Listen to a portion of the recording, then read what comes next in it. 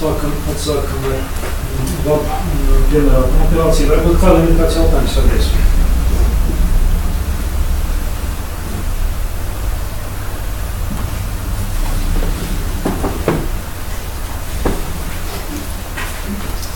Man ir jautājums.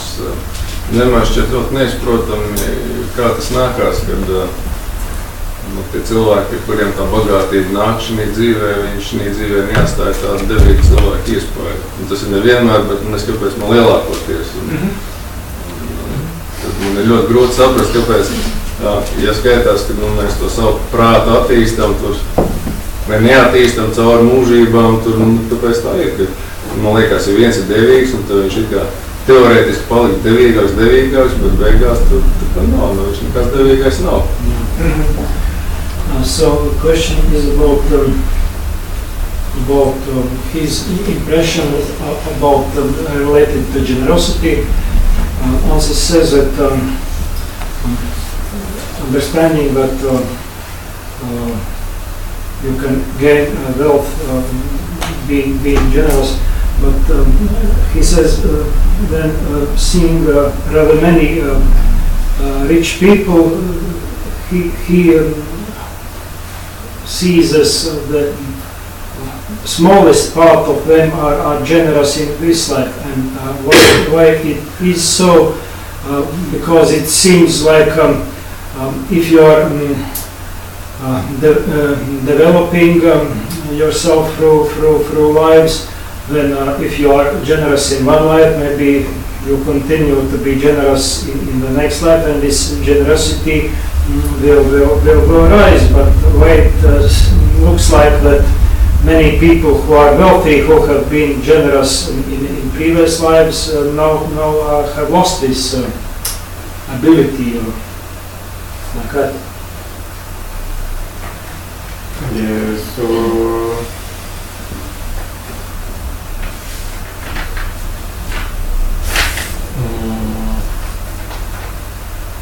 if somebody is wealthy in this life, that doesn't necessarily come about because that person was continuously generous or trained their mind in generosity.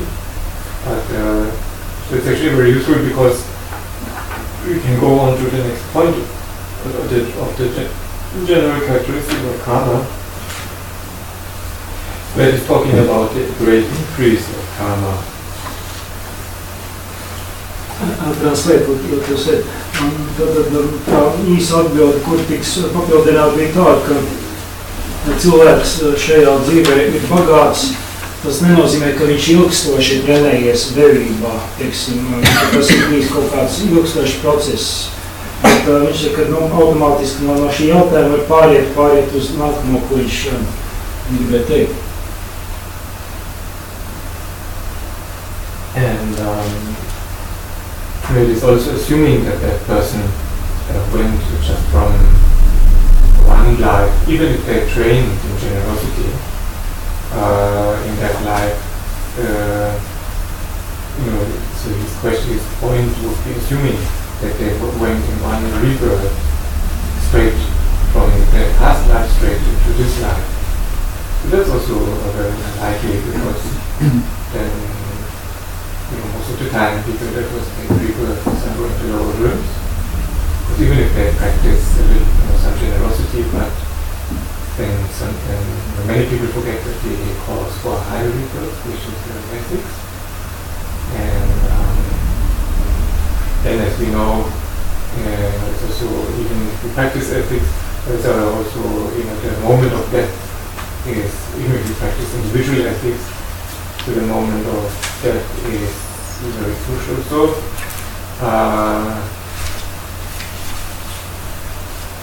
so the assumption of the question is the person just went straight from the past life to this life. But really, in samsara it's not like that. It's more very going here and there all the time. Tas nākamā daļa atbildes ir tāda, ka Jā, teiksim, cilvēka bagātība šajā dzīvē automātiski nenozīmē, ka viņš ir bijis devīgs iepriekšējā dzīvē. Ļoti iespējams, ka iepriekšējā dzīvē viņam ir bijis kaut kur zemākajās sfērās. Un kad tā samsāra ir krietni vien sarežģītāk, kā mums liekas, teiksim, tie ir cēloni, protams, devības cēloni, kas ir radīti, bet tie ir radīti kaut kad ļoti ticams, nevis iepriekšējā dzīvē, bet agrāk, un ir mums turpinājums. Paskatām. Also one of the general characteristics of karma is the great increase of karma. Tātad viens no karmas raksturējušiem lielumiem ir tas, ka tā pieaug. So that for me is the in karma, that is the one aspect really.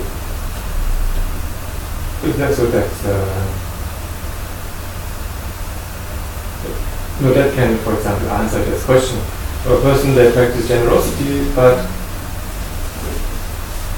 okay, so there's some things to also understand to get it, to get some, at least some of the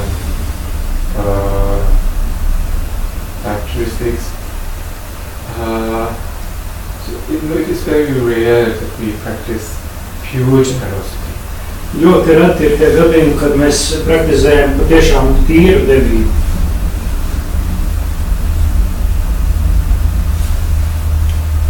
But even though it is very rare that we practice pure generosity, so it is explained that any action of generosity is virtuous. Un pat ja tā mūsu praktizētā devība nav pilnīgi tīra, tad ir teikts, ka jebkura devības izpausme ir likumīga. So generosity is regarded as a natural virtue. Un tad devība tiek uzskatīta kā tāda par dabisku likumu. And I think so the reason is because in the end we have to let go of the object. So no matter what our motivation was, sometimes we practice generosity because we want to create a good impression. Sometimes we practice generosity, maybe a little bit forced generosity if we have to share our money with other family members, even though in our mind we're not completely 100% on board with that, but it's still done.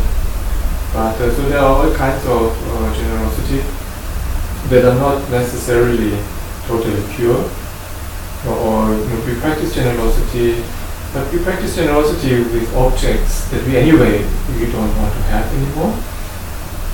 So we look in our home, and then so those objects that we would actually rather be rid of, and then we give them to others and feel very generous.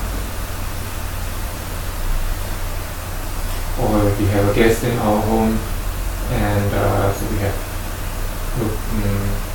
we can offer that person, so there's something very nice,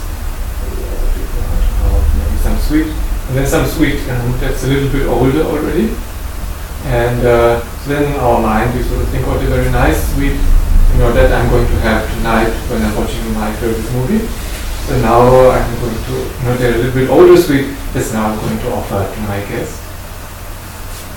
So these are all generosities, but they are impure. But it is explained, even though they are impure, so in the end there is virtue there. Because, and so my reasoning is why, because in the end we have to let go of the object. Otherwise we would be sort of there, and the hand just wouldn't let loose. So in the end, in our mind, because generosity is a mental attitude, and it means that also, so mentally we have to let go. So that's where the virtue lies. And mentally we let go of the object, and we have to wish to give the object away. Devība ir tāda mentāla attieksme, kad mēs esam gatavi šķirties no kādas lietas. Un pat arī tajos gadījumos, kad tā devība nav pilnībā tīra, tie var būt dažādi gadījumi, piemēram, ja es esmu devīgs tādēļ, lai citu acīs izskatītos labāk, vai, ja, piemēram, tā varbūt pat ir zinām veidi piespiedu devību, kad es esmu ģimenē un man ir jādalās ar ģimenes locekļiem savos ienākumos, un es varbūt to nedaru ar prieku, bet vienkārši es esmu tādā situācijā, kad man tas ir jādara, vai beidzamais piemērs, pie manis ir atnācis ciemiņš, un man viņu kaut ko vajadzētu pacienāt, un tur ir kaut kādi, piemēram, 2 veidi, kaut kādi našķi, un es tagad izdomāju, ka to svaigāko es varbūt pataupīšu, tā kā es vakarā skatīšos savu mīļāko filmu, bet to, kas bišķiņ vecāks, es iedošu ciemiņam. Bet piebildu tam visam bija tāda, ka pat šī devība nav pilnībā tīra, vienalga, tā ir likumīga darbība, un viņa teiksim, no pamatā viņa rada šīs pozitīvās sekas.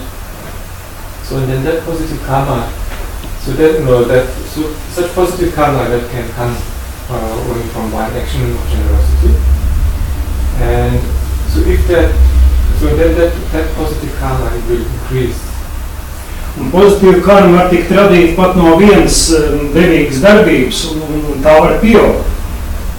And so if the positive karma somehow survives the assault of anger, wrong views and so forth, and is not destroyed by them, then it can ripen in some life as a very powerful result of wealth. Un ja šo pozitīvo devīgas darbību nesagrauj dusmas vai kaut kādi cits negatīvi prāta stāvokļi, tad tā var ar laiku nobriest kā ļoti, un šai karmai pieaugot, šī devības izraisītās sekas var nobriest kā kaut kas ļoti spēcīgs rezultāts. So there's not really any need for the person to be particularly trained in generosity. Tad tas nozīmē, ka cilvēks, kas pieredz šīs sekas, obligāti viņam pirms tam nav jābūt bijušam, ka viņš ir apgūst, ka viņš trenējies šajā devībā.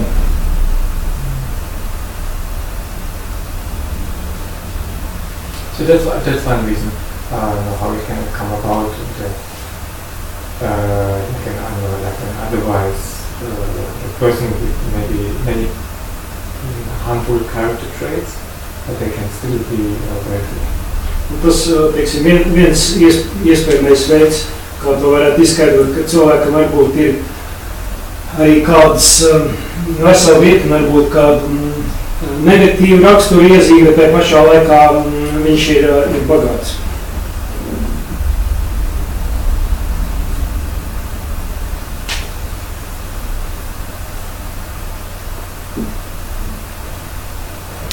So this increase of karma, so that applies to the positive karma actions and also to harmful actions.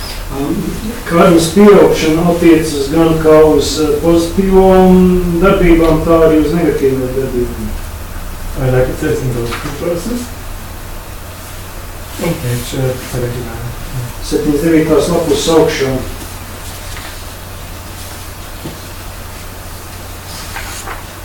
So that's why it's also explained that we shouldn't have the thought, oh, this is just a small positive action, it is too small to carry out. Mums tādēļ nevajadzētu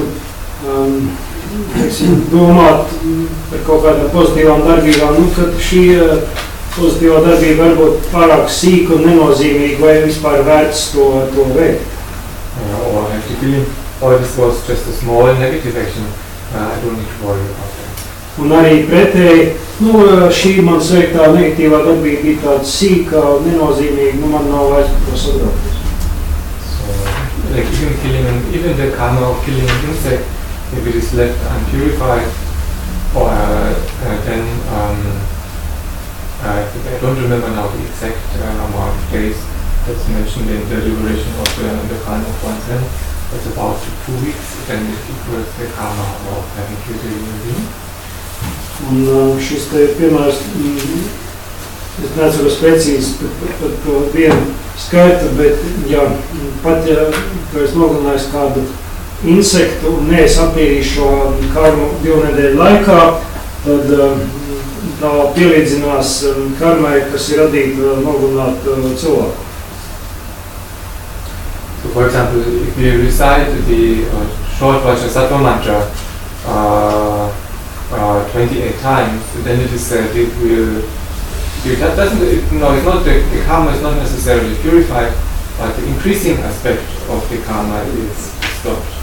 Un ir teikts, ka, ja jūs noskaitat Vajrasattva mantru 28 reizes, tas nenozīmē automātiski, ka negatīvā karma pirms tam radītā viss tiek attīrīta, bet vismaz tiek apturēts šis te karmas negatīvās karmas pieaugšanas aspekts.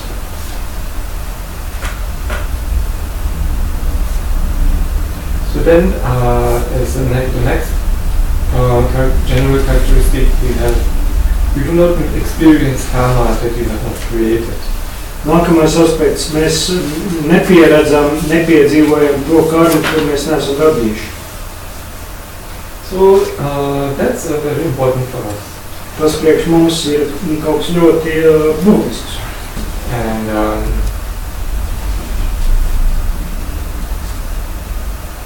so we can only experience the result.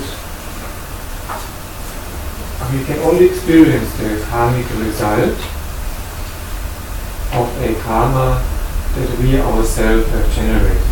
Mēs varam piedzīvot tikai tādas karmisko rezultātu, ko mēs paši esam radījuši.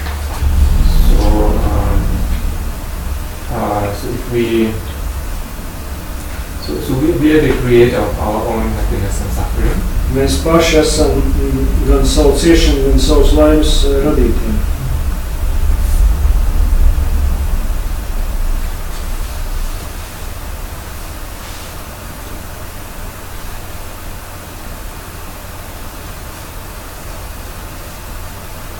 That's like I already said, we cannot get the benefit of a dharma practice that we do not carry out.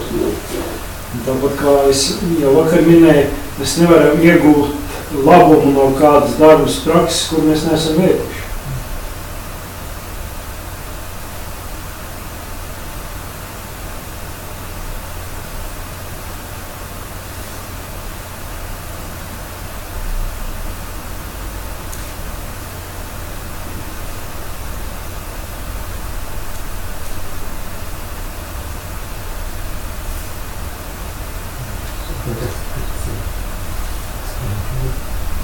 You know, it goes hand in hand with the saying of the Buddha,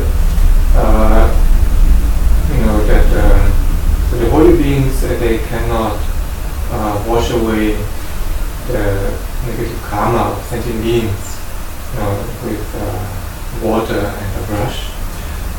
Ir teikts, ka Buda ir savulaik teicis, ka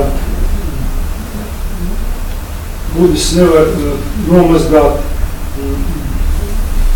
jūtošo būtņu karmu ar ūdeni vai ar kādu birstu.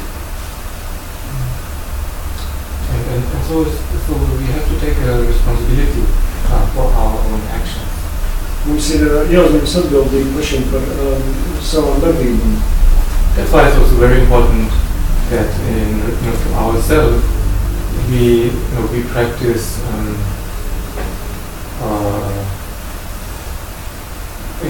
so that in relation to ourselves that we practice merciless honesty. Un tādēļ arī ir tik būtiski, lai mēs attiecībā paši pret sevi praktizētu tādu nežēlīgu godīgumu. Because otherwise, if we really have the feeling, we don't have any faults, then there's nothing that we can change in our life.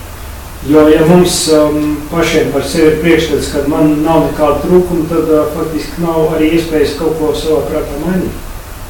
But so it is always the situation, so we don't like to be told that we have faults, and also we don't like to admit that we have faults, and so that is perfectly fine.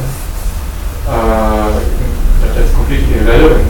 So what is relevant is so that we check up our own mind, so that we don't deceive ourselves. That's very important. Tas, ka mēs varbūt nevēlamies citiem atzīt kaut kādu savu striktu trūkums, ar to varbūt nav pat nekāda problēma, bet galvenais, lai mēs nemānītu paši sevi. It is equally important that we identify the positive qualities. Bet ir tikpat nozīmīgi, lai mēs spējam identificēt arī savas pozitīvās īpašības.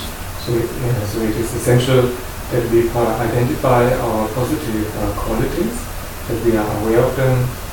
Also, the Dharma practice we have already integrated into our mind, and that we take care that those qualities do not degenerate. Un mums ir jāapzinās tās pozitīvās īpašības, īpaši attiecībā pret darbas praksēm, ko mēs veicam, vienmēr jāatver prātā. Un arī tas, lai mūsu veiktās darbas prakses nevājinātos un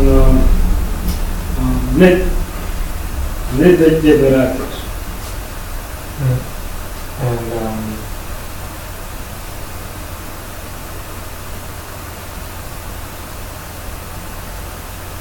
so the Dharma is incredibly effective. Dharma ir neticami efektīva. So the Dharma practice is unbelievably effective. Now our problem is we don't start practicing the Dharma. Dharmas praksa ir neticami efektīva, bet mūsu problēma ir tā, ka mēs nesākam praktizēt Dharmu. There's nothing that one could have done in this life that would prevent one from attaining enlightenment. Sorry, can you please say that? There's nothing that we have done in our life that would be bad enough that it would prevent us from attaining enlightenment in this lifetime. Nav nekas tik slikts mūsu dzīvē, ko mēs esam izdarījuši, kas varētu mūs atturēt no apgaismības sasniegšanas šajā dzīvē.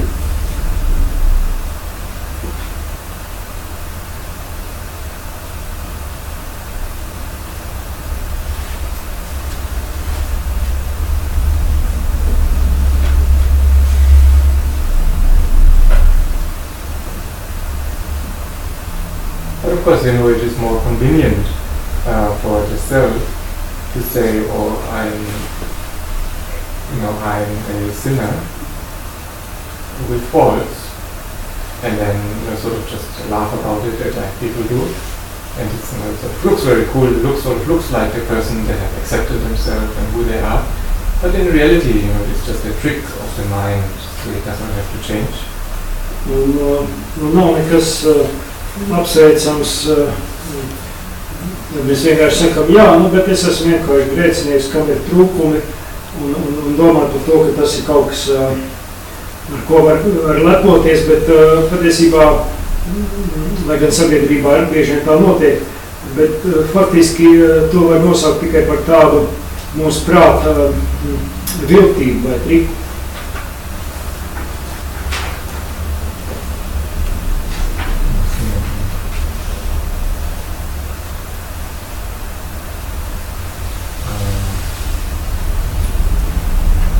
It is important. There is a difference between higher and lower. Pastāv atšķirības starp augstāko un zemāko. Not all actions or qualities are equal. Ne visas darbības un ne visas īpašības ir vienlīdzīgas. So it is important also to identify which actions are higher and which actions are lower. Mums ir jābūt spējīgiem atšķirt, identificēt, kādas darbības ir augstākas un kādas ir zemākas. And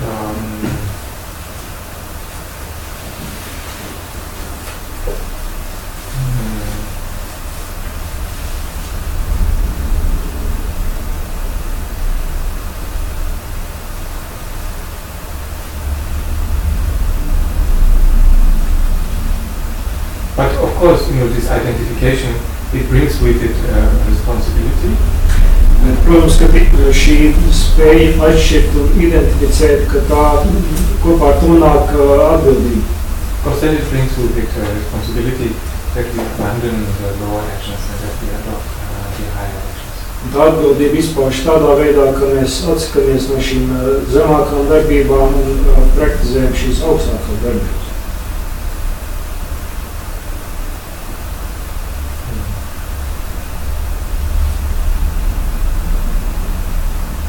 Anyway, so in relation to this point, we do not meet with karma we have not created, or we do not experience karma we have not created. There are certain type of stories from the sutras that are told very often. Un kontekstā ar to, kad mēs nepiedzīvojam karmu, ko neesam radījuši, ir, protams, virkne stāstu no sutrām, ko es arī mēdzu šeit pastāstīt.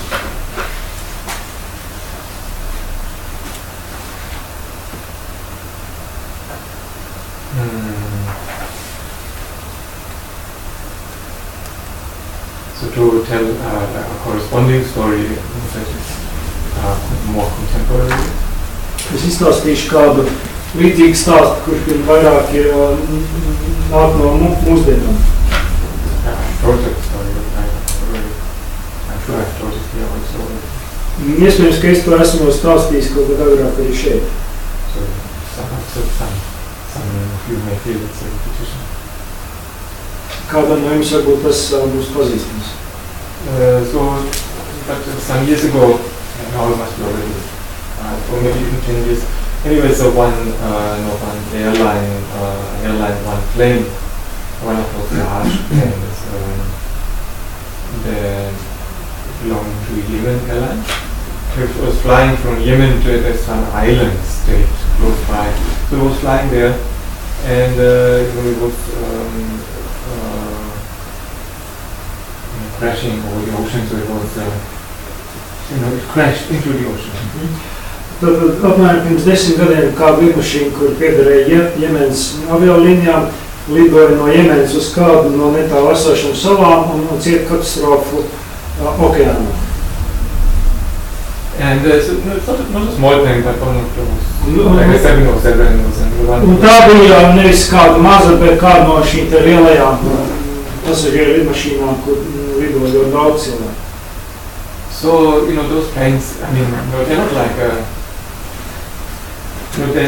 they crash in the ocean, everybody dies. Un parasti, kad lidmašīna avarēja okeānā, viss iet bojā. And because of the physical forces that happen. Jo vienkārši tīri tas izriet no šiem fiziskajiem spēkiem, no fizikas likumiem, teiksim, kad šādā ātrumā, teiksim, objekts ietietas citā objektā. But so in this crash, there was documented one 12-year-old child survived. Bet šajā konkrētā lidmašīnas katastrofā izdzīvoja viens 12 gadus vecs bērns. So people died. Vispārējie hundred people. Gāja bojā un tie bija vairāk simti cilvēki. So that is I feel that is a very typical story. Actually, the child should also have died. Just looking at the outer circumstances, or all the forces that when the plane crashes into the ocean. Tas ir savā ziņā tipisks gadījums. Šim bērnam arī vajadzēja, tā loģiski skatoties, viņam vajadzēja iet bojā, ņemot vērā šos apstākļus un šo krītošās lidmašīnas ātrumu, un kad tā nokrīt okeānā. But because, so relating to this point, but because the child had no karma to die at that time. Bet tā kā šim bērnam nebija karma mirt šajā laikā, there was no karma to die there through that accident, so he didn't die. Viņš nenomiet, viņš negāja bojā. So that's a very typical story. So, the sutras Just the setting is different. Un tas ir diezgan tipisks tāds stāsts, lai gan šie apstākļi, kāds notiek, varbūt dažādi, bet tas nav nekas unikāls. So I'm sure you will find, you will be able to find many of such. Es domāju, ka jūs paši, verified stories. Meklēsiet, varēsiet atrast līdzīgu veidu gadījumus nevienmēr.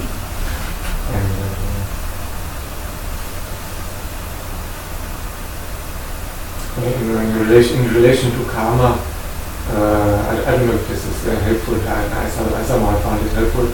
No, in the sutras, there's always this mentioning of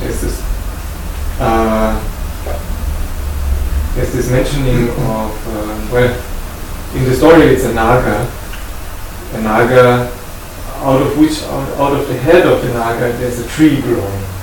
Tad sutrās ir kāds stāsts par nāgu, no kura galvas izaug koks. And so the story is, whenever there's a wind or something, because the roots are there in the head, so the naga experiences unbelievable pain. Un stāsts ir, kad uzpūš stiprāks vējš, tad kokam ir daudz zaļu, un saknes kokam ir galvā, tad šis nāga piedzīvo stipri sāpes.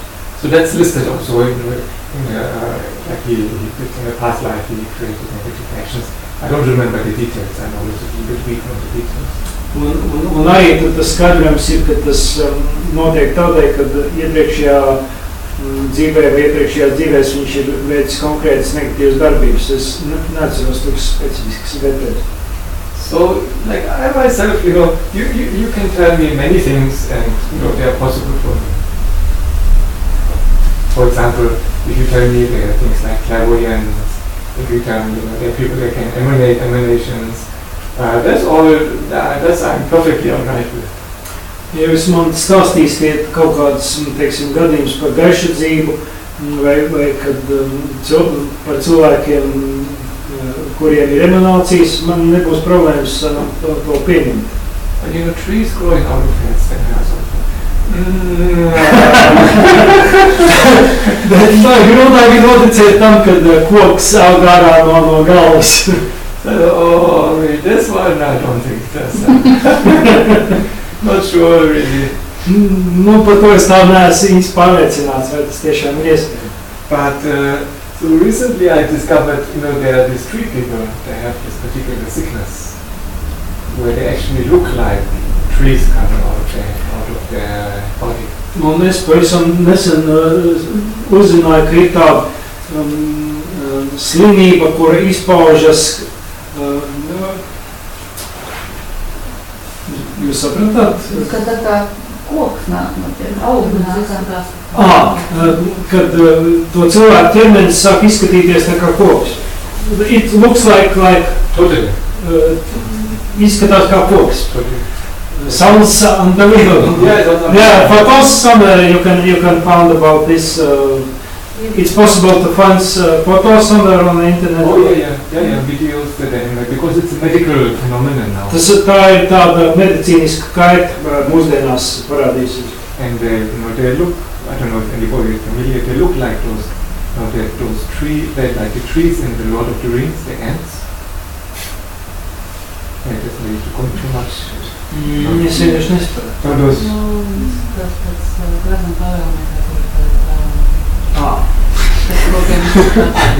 They completely look like that. It's unbelievable. So I thought, it's exactly like that.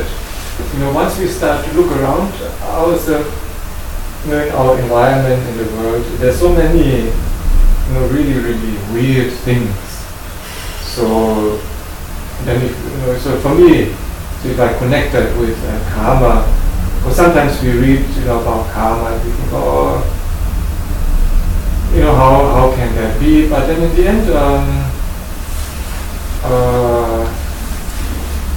if you look at those really weird situations in the world that happen all the time, where there's not really, if you look at it in the context of karma, it makes perfect sense.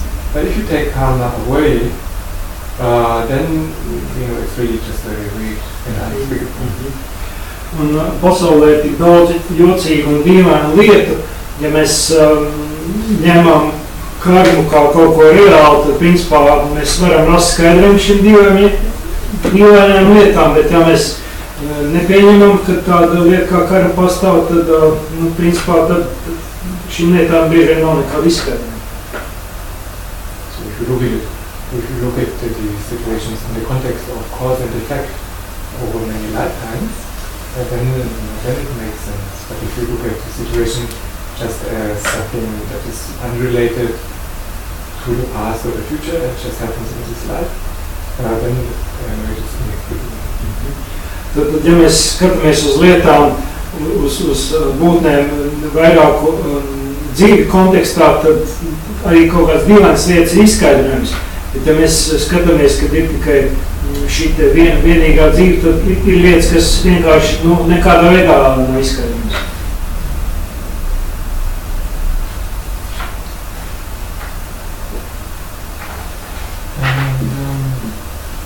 Then we have the fourth general principle of karma, which is that karma that we created does not dissipate. Un ceturtais vispārējais karmas princips ir karma, ko jūs esat radījuši tā dispēt. Izkliedēt, izklīst. Neizjūt, jā. So that's also important for us to know that sometimes with impermanent phenomena we have this idea, if we just don't, like we know, usually external phenomena, if we just wait long enough, they just disappear, even big phenomena like houses or cities, you just have to wait enough long time. Ja mēs skatāmies uz kaut kādiem ārējiem fenomeniem, ārējiem parādībām, vienkārši ir, lai tie sadalītos vai sagrūt, ir jāpaiet ilgākam laikam. Kaut vai, ja mēs aplūkojam tādu lietu kā kādas celtnes vai būvs. And so with karma it is not like that. Bet ar karmu tas tā nenotiek. So karma remains on the mental continuum until it is either like a heartful karma, so it remains on the mental continuum until it is either purified or it is experienced. Karma saglabājas prāta plūsmā vai nu līdz tam brīdim, kad tā tiek attīrīta, vai arī, kad tā izpaujās.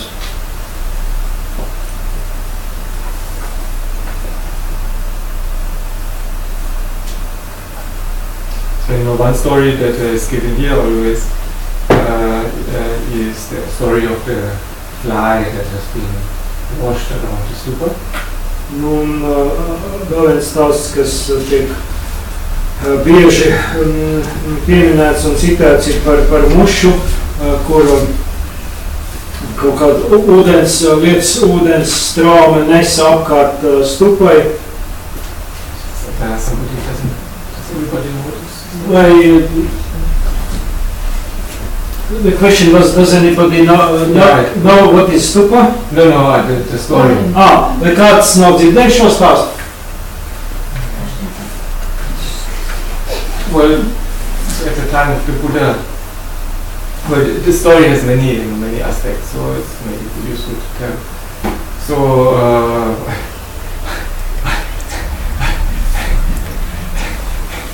the story raises more questions than it answers, but it always, once you have heard it, you never forget it. So Tas ir tāds stāsts, pēc kur izdzirdēšanas rodas vairāk jautājumu nekā atbilžu, bet tas ir tik spilgts, ka ja jūs vienreiz esat to dzirdējis, jūs to nekad neizmirsīs. So at the time of the Buddha, so there was one old man who, so he got evicted from his home. Budas dzīves laikā bija kāds vecs vīrs, kurš tika izmests no viņa mājas. And so then he thought, well, now I have been kicked out of my home, so maybe I joined the Sangha of the Buddha. Un tad, kad viņš zaudēja savus mājas, viņš domāja, nu, ko man tagad darīt? Varbūt es pievienošos Budas sangai. And so he went to one of the arhats for ordination to Mongoljana. Viņš devās pie viena no arhatiem, pie Mongoljanas, lai saņemtu mūka ordināciju.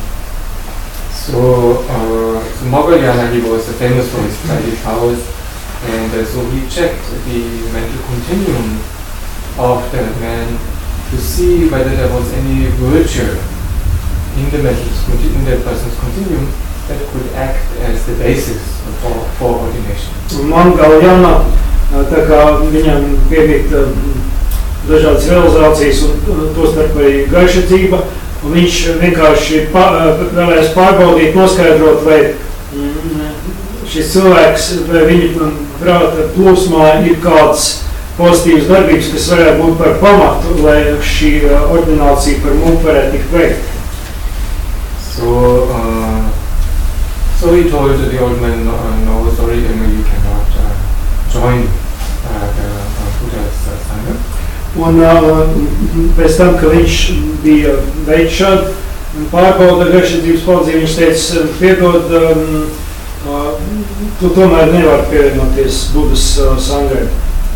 So the old man got very sad and saying, so my family, they told me I'm too old and I have to leave. Now also the Buddha Sangha doesn't want me, so there's really nothing left for me in this life. So I better kill myself and hope for a better next life. Un savukārt, ko šis vecais vīrs teica, ka man ģimene man padzina no mājas, jo es esmu pārāk vecs, un par mūku man arī nav iespējas kļūt, tad varbūt labāk ir izdarīt pašnāvību. So he was just about to drown himself when the Buddha appeared. Un viņš jau bija soli no tā brīža, lai noslīcinātos, kad parādījās Buddha. And so the Buddha said to the old man, "Oi, what are you about to do?" Well, not quite like that, but so we don't know how the Buddha said, but so he said, "Oh, hey, what are you doing?" Buddha ieraudzījis šo veco vīru, viņam teica, klau, ko tu tagad grasies darīt? And so the old man, told him his suffering and vecais vīrs izstāstīja par savu ciešanām. And so then the Buddha, then the Buddha said to the old man, well, don't worry. Bet Buddha atbildēja šim vīram, labi, nereizējies. I will, okay. Es tev tomēr ordinēšu. But then so the old man said, but Moggallana said, I didn't have any virtuous karma. Uz ko vecais vīrs atbildēja, jā, bet Moggallana teica, ka manī nav nekādas likumīgās karmas. And so the Buddha said, Moggallana? Who's Moggallana? I'm the Buddha.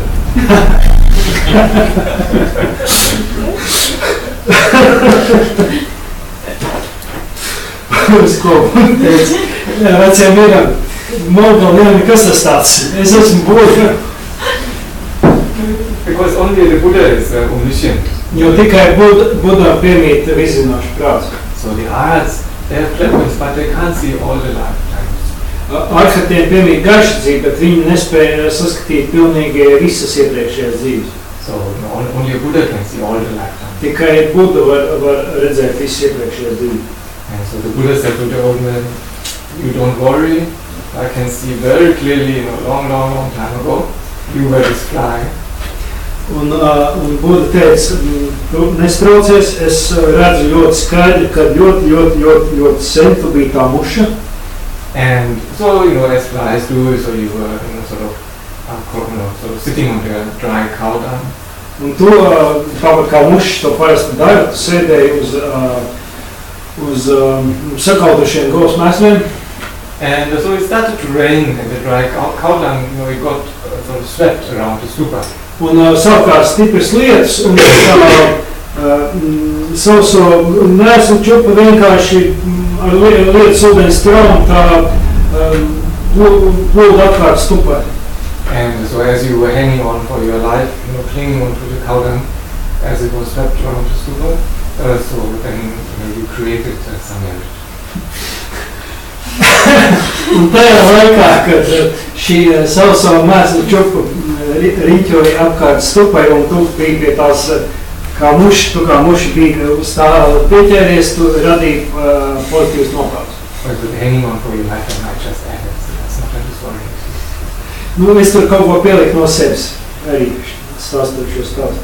So the idea is, there are deeper, I guess the fly would hang on. But anyway, so the idea is that the fly got swept around the stupa, and so through the power of the object, some merit was created. Un tad šajā stāstā būtiskākais ir tas, ka pateicoties objektu spēkam, šajā gadījumā stupai, tika radīti šie pozitīvie nopelni. And so that merit, it survived in the person's continuum. Un šie uzkrautie nopelni saglabājās šī cilvēka prāta plūsmā. So it did not disappear. Tie nepazuda. And it was not destroyed by anger or wrong views. Un tos nesagrāva nec dusmas, nec nepareizi priekšstati. And so the old man could become ordained. Un tā rezultātā šis vecais vīrs varēja saņemt šo ordināciju mūka kārtā. Then he could go back to Mogaljana. Pēc tam viņš I don't know if he did that. Dodies atpakaļ pie Mogaljānas un pastāstīt to. Viņš to darīja vai ne, to es tieši atdesu. If you would see Mogaljana, he was looking for you, didn't want to ordain me. Varbūt viņam bija iespēja doties pie Mogaljānas ar pārmetumu, ka tu man neordināji. Anyway, so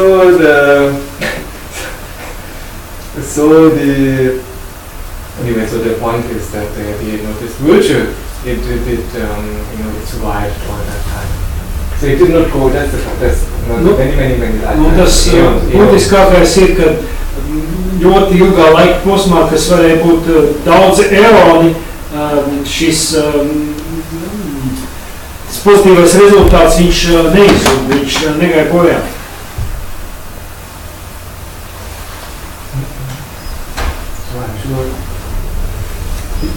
You never forget this story. Es ļoti ceru, ka šo stāstu jūs nekad neizmirsīsiet. And it completely clarified this point also. Which one?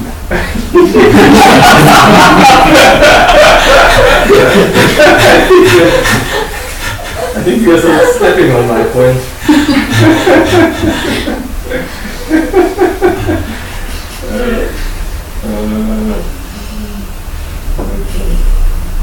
The karma doesn't dissipate. Yeah. Okay. Tad šis stāsts paskaidroja šo te aspektu, ka karma neizzūd.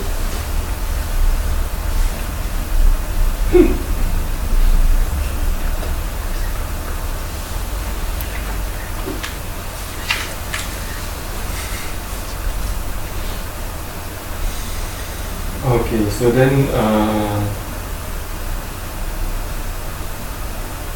so we could have one question. Varbūt, ja kāds jautājums, pat labāk ir iespēja vienu jautājumu uzdot. Doesn't have to be just in case. Ja ir, ja nav, tad savukārt. I have a question. Sure. You were teaching us that the virtues and the good deeds create some happiness, like a causal effect for happiness, and also the bad deeds and non-virtuous actions create unhappiness or suffering.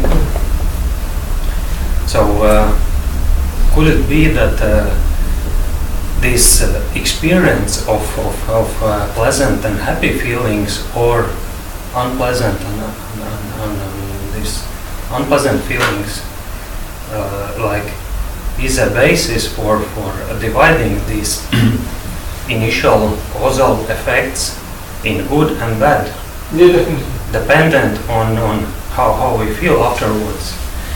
And we could we then probably even go further and say that this is the basis for some morality that we feel and how we apply to divide between good and bad actions. Because otherwise, if it's not so, then it seems that there is some supernatural entity, something like Christian God, that has divided possible actions in good and bad categories and said that if you will do this, you will experience good feelings and that, then you will. Vari pateikt latviski pats? Nu, doma tāda, ka vai varētu būt tā, ka ja mums tiek mācīts, ka labās darbības un domas rada kaut kādas patīkams sajūtas, laimes sajūta, bet sliktās darbības un neētiska rīcība, piemēram, rada sliktas sajūtas un nepatīkamas sajūtas, vai varētu būt tā, ka tas kā mēs pieredzam sekas, patīkams vai nepatīkams, un saskatot to cēloņu sakarību, kā viņas ir radušās, ka tas arī ir pamats tam mūsu morālai attieksmē un dalījumam, kas ir labs un kas ir slikts attiecībā uz cēloņiem, kas to rada. Jo, ja tā nav, tad savādāk varētu likties, kad ir kaut kāda visu spēcīga būtne, kā piemēram kristiešu dievs, kas tavs potenciālos cēloņus ir sadalījis divās grupās, pateicis, tās ir labās, tās ir sliktās, ja jūs darīsiet labās, jūs piedzīvosiet labas sekas, ja sliktās, tad sliktas sekas.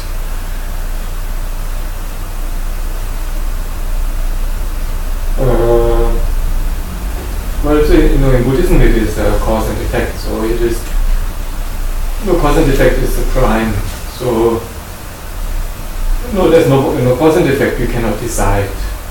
So this cause and effect is not like somebody can decide, this is the cause for this and that is the cause for that. Pastāvot cēloņiem un sekām, tas ir likums. Tur nav tā, ka kāds var izlemt, kad šis ir cēlonis tam un savukārt šis ir cēlonis kaut kam citam. So you can identify the causes and the effects, you can't. And so that's important.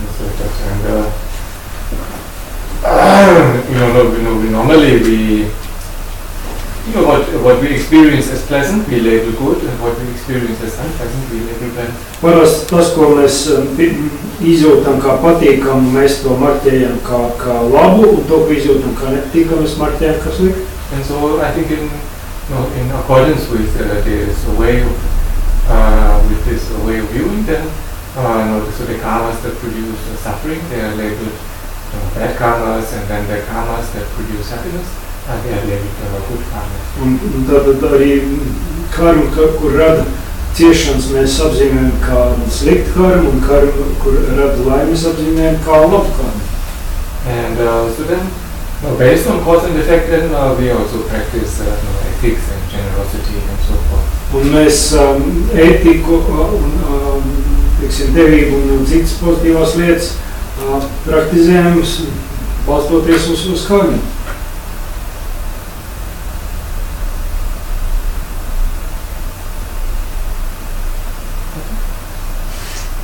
It's interesting explanation for a source of morality in this case. Otherwise, it's pretty hard to say from where does it come, especially when you do not apply any religion, but you feel that there is some secular morality that everybody feels. So it's interesting. It explains it why everybody has it.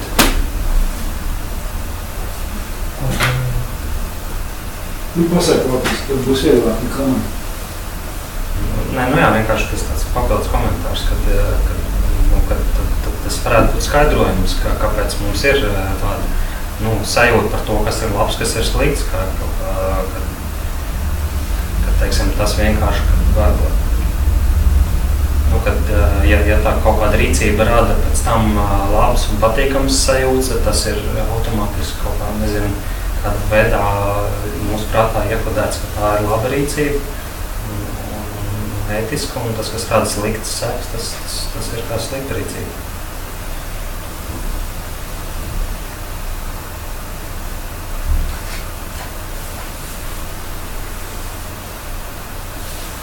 So then we can continue. So the next, so those 4 points, so that karma is definite, and that karma increases, that we do not need a karma that we have not created, and so that karma does not dissipate. So those 4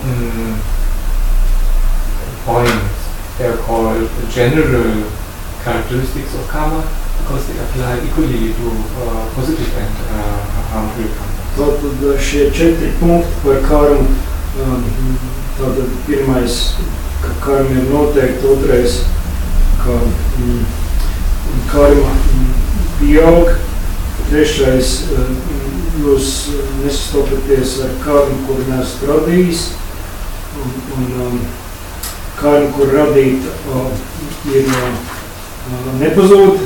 Tie visi ir vispārēji punkti, jo tie attiecas gan uz pozitīvo, gan negatīvo karmu. So then now next, because to avoid suffering, then we need to avoid harmful actions. And so then next comes so a list. It's not an exhaustive list, so it's not a inclusive list, but it identifies 10 very strong negative karmas. Un tālāk jau pievēršoties, teiksim, darbībām, kuras rada ciešanas, seko uzskaitījums, kurš nav pilnīgs, bet tiek izcelts 10 darbības, kuras rada īpaši negatīvs rezultāts.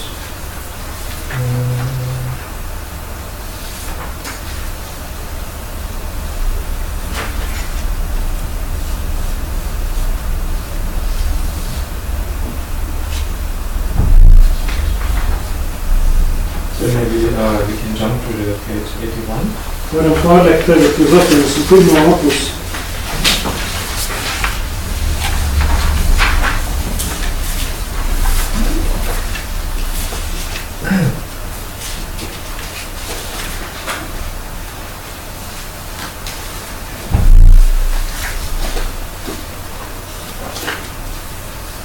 So there are 10 actions identified here. 3 relating to the body, 4 to the speech, and 3 to the mind.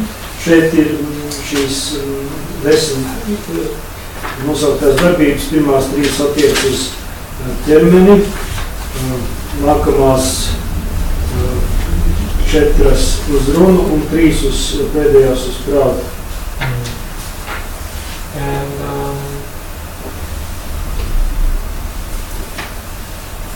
we don't have the time to go through all of them in detail, but so there are certain fundamental points that make what we call a complete action or complete karma, and I thought we can go through them in relation to the point of healing.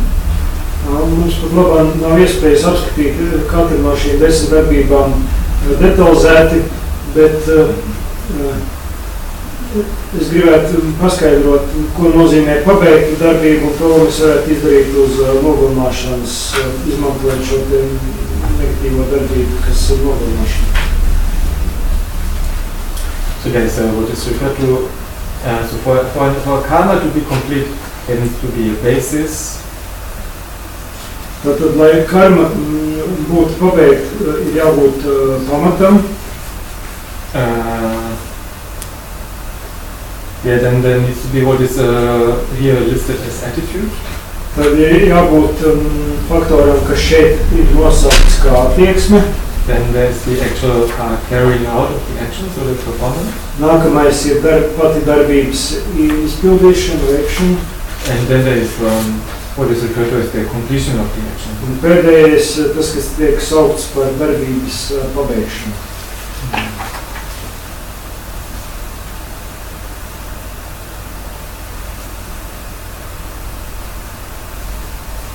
So, like for killing, so the basis so there needs to be a basis. So with the relation in the relation to killing, the basis is another sentient being. Tad vienmēr ir jābūt, visām darbībām ir jābūt kādam pamatam.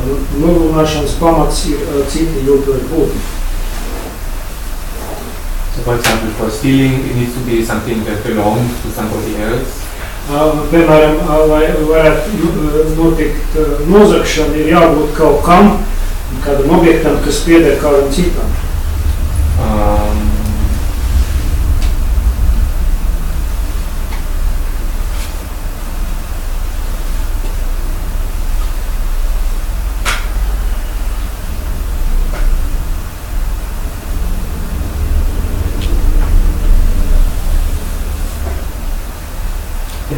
Like if the sexual misconduct, it needs to be somebody else who has a partner. Attiecībā uz nepamērotām seksuālām attiecībām tad ir jābūt kādam citam, kam ir partneris vai partneri.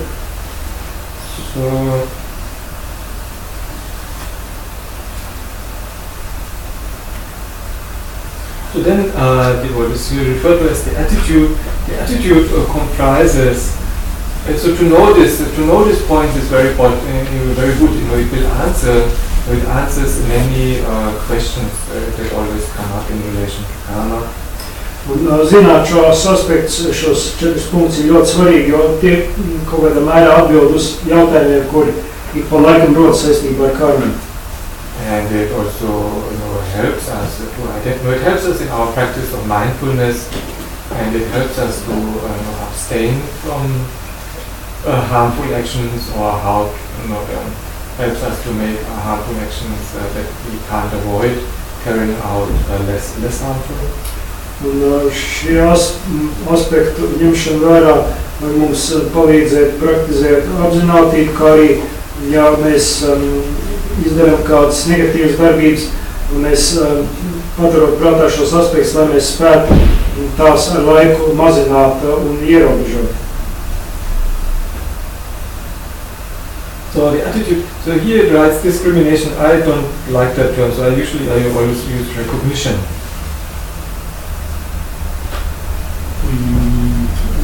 Which place you are referring to? Tātad lapus otrajā zemākajā pusē tur ir punktiņš discrimination, un skolotais saka, ka viņš to parasti lieto citu vārdu, kas latviski būtu atpazīšana.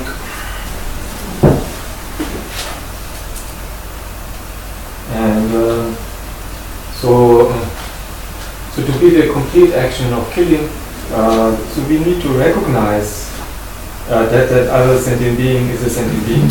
Tātad, lai varētu notikt nogalināšana, pirmkārt ir jāatpazīst, kad jūtoša būtne ir jūtoša būtne.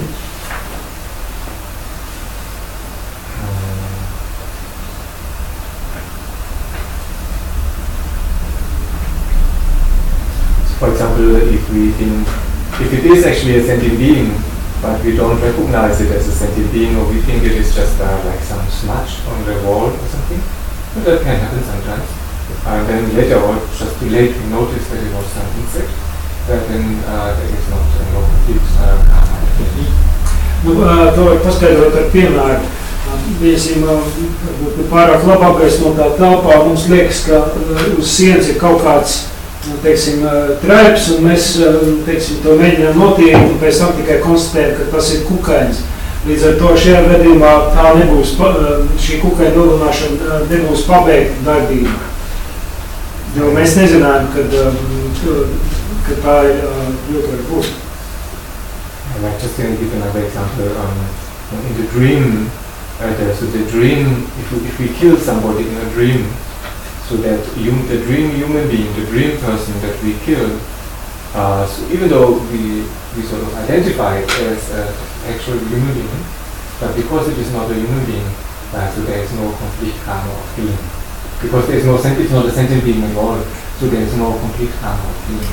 Un tā tad, piemēram, sapnī var notikt nogalināšana. Bet tā kā tā būtne, ko mēs sapnī nogalinām, nav jūtoša būtne, tad tur arī nav pabeigta nogalināšanas darbība. Yeah, so there is no basis. Tad arī tur nav pamata.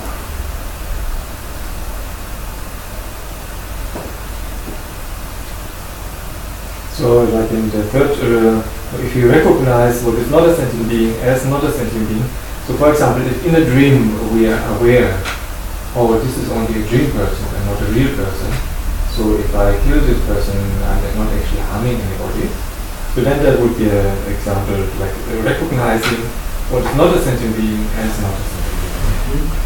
Un varbūt arī tā, ka sapņojot, sapņotājs, ja viņam, piemēram, es sapņoju, un es apzinos, ka tas ir sapnis, un kad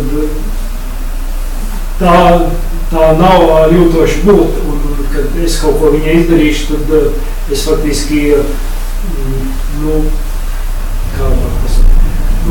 tā nebūs pabeigta negatīva darbība.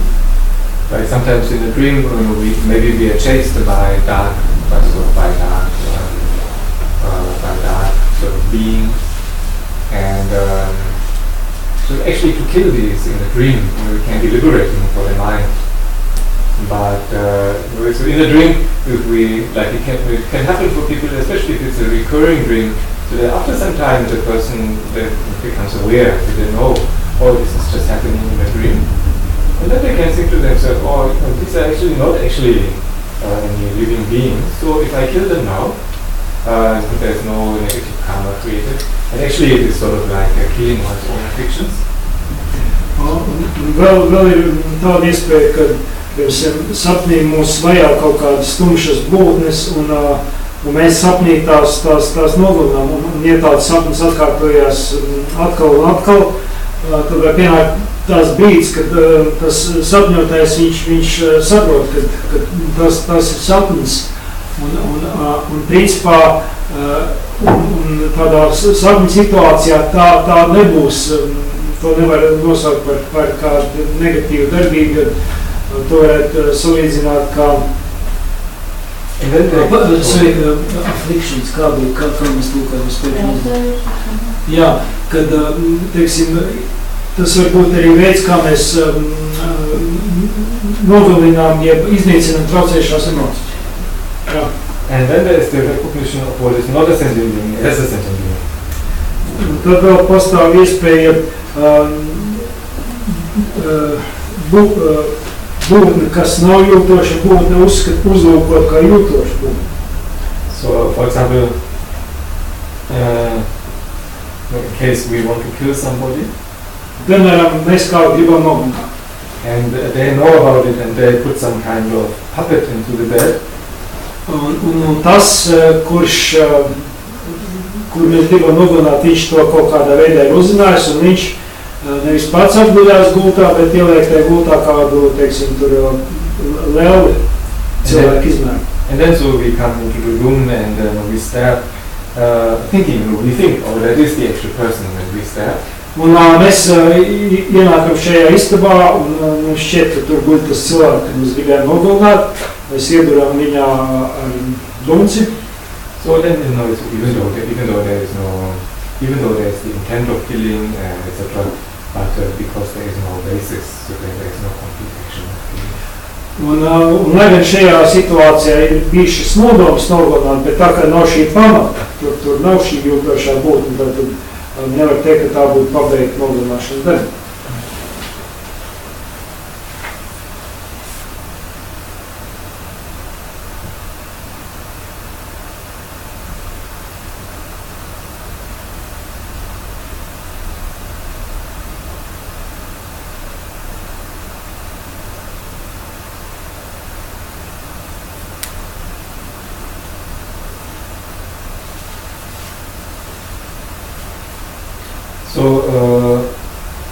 So there has to be the recognition of the object, and then secondly, for it to be negative karma. So that's very important. It's always asked. The answer is here. For it to be negative karma, the action it accompanied by one of the three poisons. Tad sākumā ir jābūt šī objekta, jābūt, ka tas objekts tiek atpazīts, un tālāk ir jābūt klātsošam vienai no trim prāta indēm. So what are the three poisons? Jautājums, nosauciet lūdzu šīs trīs indes.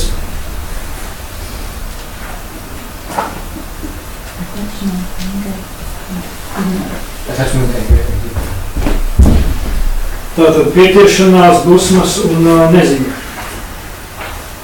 so if we sometimes for the benefit of other sentient beings we need to carry out what would otherwise be identified as a harmful action. But if we do it with a good motivation, it does not become a complete negative karma.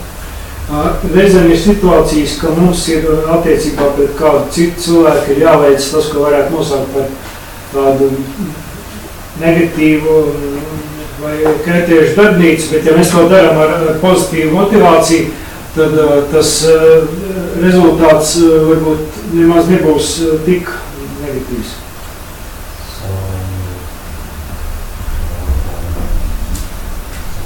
Like for example, out of the four negative actions of speech, there is the action of divisive speech. No 4 negatīvajām runas darbībām viena no tām ir šī šķeltnieciskā runa. So that's like we say things to a person either to separate two friends or to prevent two people from becoming friends. Un tas nozīmē, tas ir runājot ar kādu cilvēku, viņu atšķirt no kāda viņa drauga, vai arī kavēt, teiksim, diviem draugiem sanāk kopā.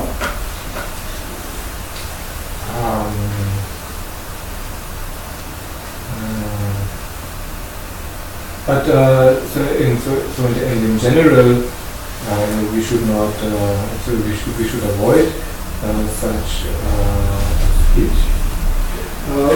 Mums principā vajadzētu no šāda veida runas izvairīties. But occasionally, for example, as a parent or as a friend, teacher, etc., it becomes imperative to use divisive speech. Bet, ja mēs esam, piemēram, vecākā vai skolotāja lomā, ir tādas situācijas, ka vienkārši mums šāda veida runa ir jāliek. So because one wants to either prevent one's child, student or friend from becoming close to a misleading friend. Tas var būt gadījumos, kad mēs kā vecāks, kā skolotājs vai kā draugs vēlamies, lai šis mūsu bērns vai skolnieks vai draugs netuvinātos kādam, teiksim, citam cilvēkam, kas viņu varētu novest neceļos.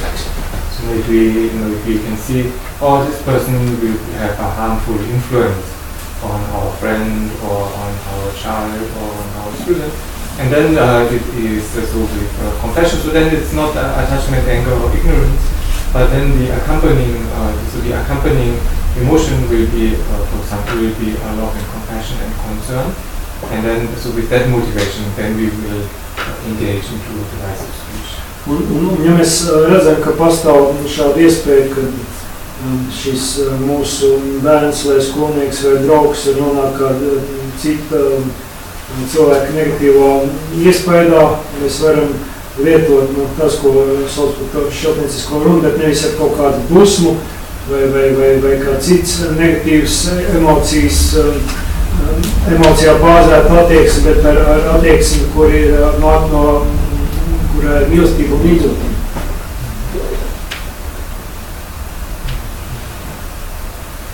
So I thought maybe we can just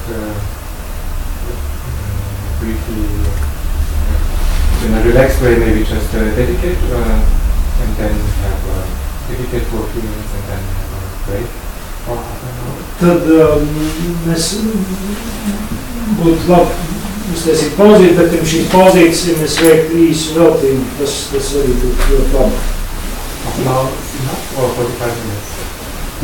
Do you want to have the break that I took from you in the morning? Do you want to have it back? Jautājums par pauzes ilgumu. Agnes, kā domā? Mums vajag pusstundu, mums mazāk pietiek. They say less than half an hour. Less than half an hour. No 20 minutes. Yeah. 20 minutes. 20 minutes, okay. So anyway, so we can just briefly sit quietly. Kādu brīdi vienkārši varam mierīgi sēdēt. And so then in accordance with the teachings from Karma, so we dedicate the merits of our discussions about karma and cause and effect. Un saskaņā ar šīm mācībām par karmu mēs veltām uzkrātos nopelnus, kas ir radušies klausoties, diskutējot par cēloņiem un sekām. So we dedicated for complete enlightenment for the welfare of all sentient beings. Mēs veltām to, lai paši būtu spējīgi sasniegt pilnu apgaismību, kā arī visu ilgošo būtu novērojumu.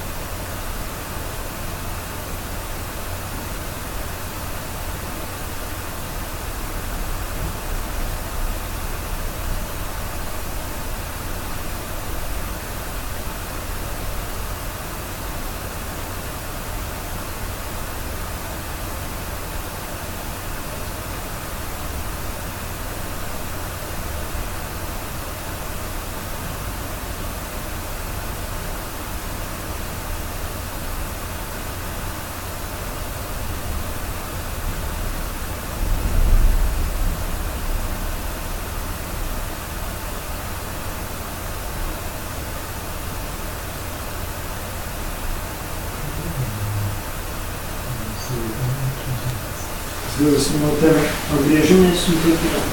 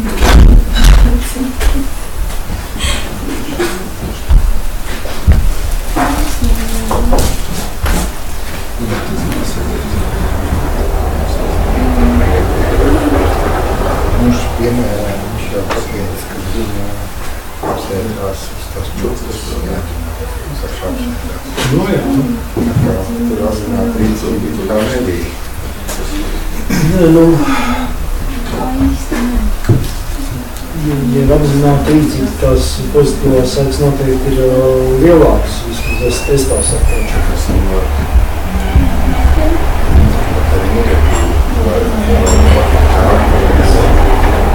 Neapzināti, bet nogalināt. Man izpēti būtu, protams, kaut kādi pajautāt. Nogalināšana jau kā tāda, viņa rada sekas, viņa rada neapšaubām, bet tas, kas viņam bija tas paskaidrojums par to, lai darbību būtu pabeigta, tātad, lai šī nogalināšanas darbība būtu pabeigta, tas, ka tu... Tas ir tas īstais grēks.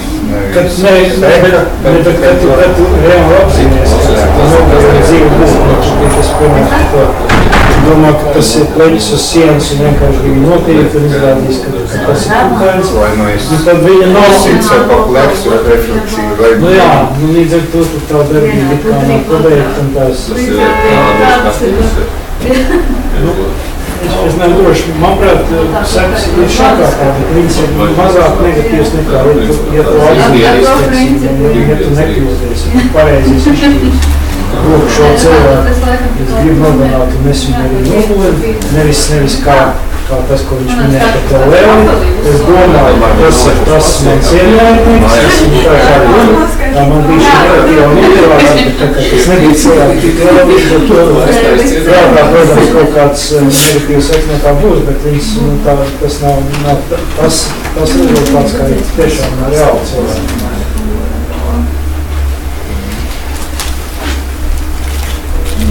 Vispār tas ir jānotiek.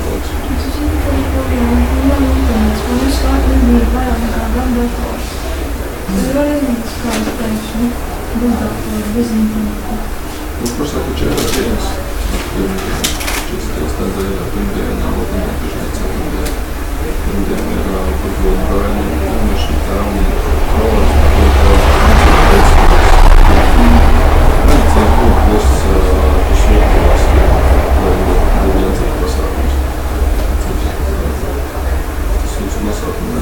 Viņa ir gada, viņa ir pēc 50 labs, un tad visi cilvēki, kuru esam mīlēts, tas skarāja. Un tas ir, tas brīvīgs, tas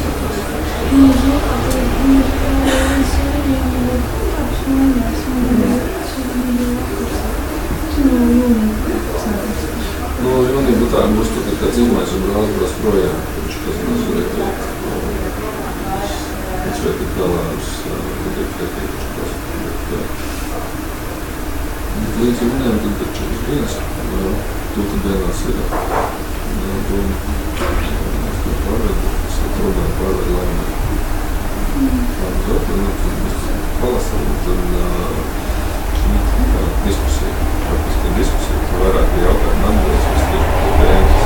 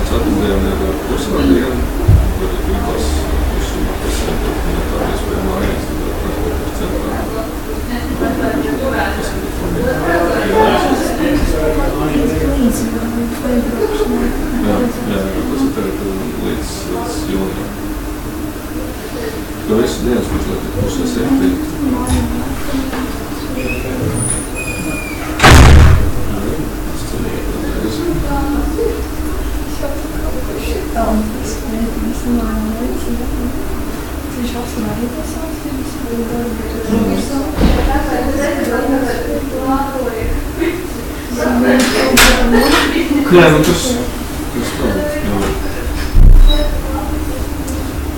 Prātīgi mēs vēl uzskatu, ka vajag vērtīgi, bet tas nav. Tas vajag reālistis, tas nav augstā spēja, tas viss ir bāzes līmenis, vienkārši, tas ir saprot, kā to izdarīt. Tas ir skaists stāsts.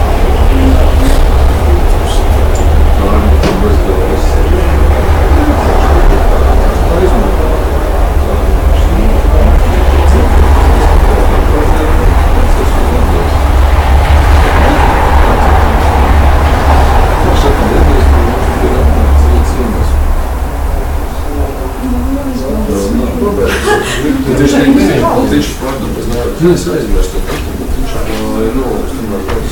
Jo vienkārši es jau būšu kādu, un es negribu, viņš rīnoši to darbs. Pirmdien, ar kādu kastu? No to pieņemšanu. To pieņemšanu.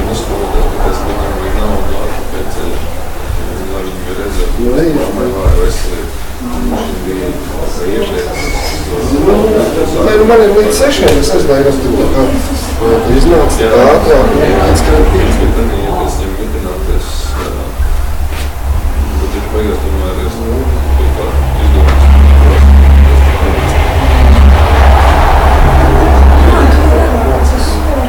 Nu, viņam tieši tā gribas, gribas skolotāju.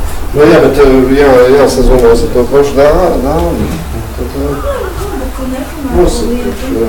Nē, viņš jau tur baigi tā noņēmies ar to. Es nezinu.